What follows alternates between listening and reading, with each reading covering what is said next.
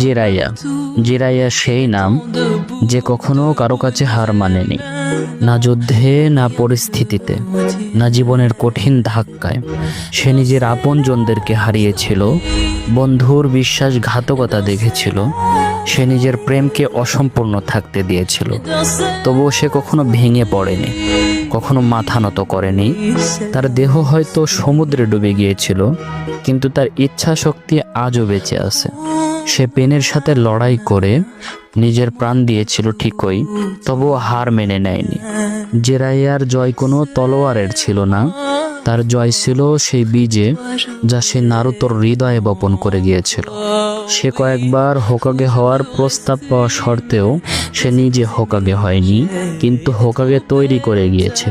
মানুষ তাকে হয়তো এক হাস্যরসিক বৃদ্ধ ভেবেছিল, কিন্তু সত্যিটা ছিল এই, তার মধ্যে ছিল এমন সাহস যা সবাই চায় কিন্তু খুব কমই পায়। জিরাইয়া হারার পরেও জিতে গেছে, কারণ সে নিজের জন্য নয়, অন্যের জন্য লড়াই করে গিয়েছে। সে একজন সত্যিকারের নায়ক যে কখনো কারো কাছে হার মানেনি, কারণ সে নিজের আদর্শে সর্বদা অটল থেকেছে।